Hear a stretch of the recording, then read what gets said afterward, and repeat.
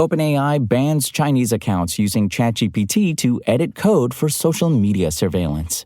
More on that coming up, but first, Apple is set to give News Plus subscribers more than a soupçon fresh material. When iOS 18.4 and iPadOS 18.4 arrive in April, the company will add a food section to News Plus.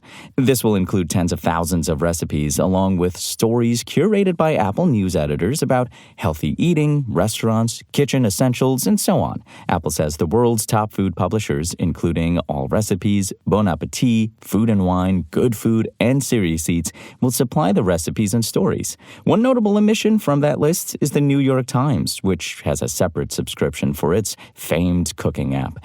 As such, it seems Apple is trying to go toe-to-toe with one of the country's papers of record on another front after it added games for News Plus subscribers. And figuring out the best iPad for you can be tricky. Apple's lineup now includes 3 11-inch tablets and 2 13-inch ones, each with key differences in pricing, specs, and accessory support. The iPad mini is still hanging around, too. If you're looking to upgrade, we've tested each current iPad and broken down which ones will best fit certain needs, whether you want a laptop replacement or just a big screen for casual streaming and reading. Check out our list of the best iPads for 2025, and for the latest gadget news, reviews, price drops, and more, visit us at Engadget.com.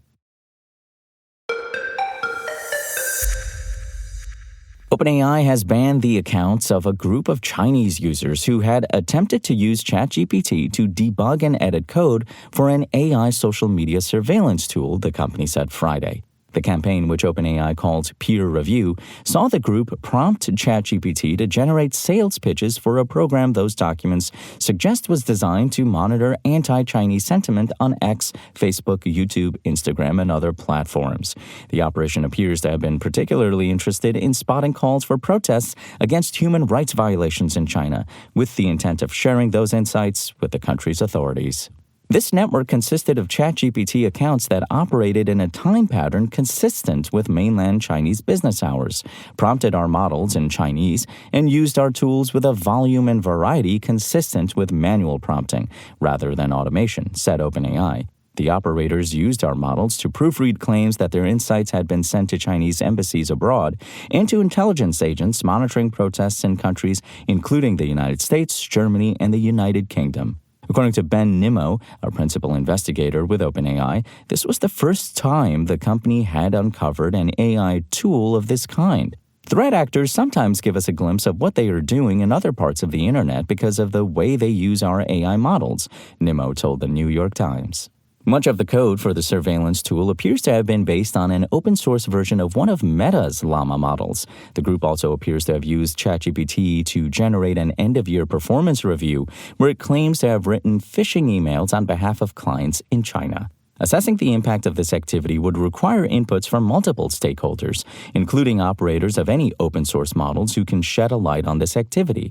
OpenAI said of this operation's efforts to use ChatGPT to edit code for the AI social media surveillance tool. Separately, OpenAI said it recently banned an account that used ChatGPT to generate social media posts critical of Kai Xia, a Chinese political scientist and dissident who lives in the U.S. in exile. The same group also used the chatbot to generate articles in Spanish critical of the U.S. These articles were published by mainstream news organizations in Latin America and often attributed to either an individual or a Chinese company.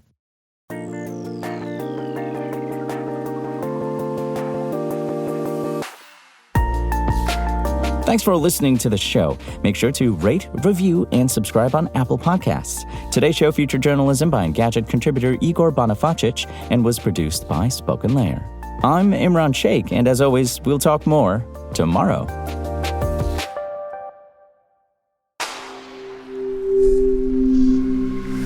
Spoken Layer.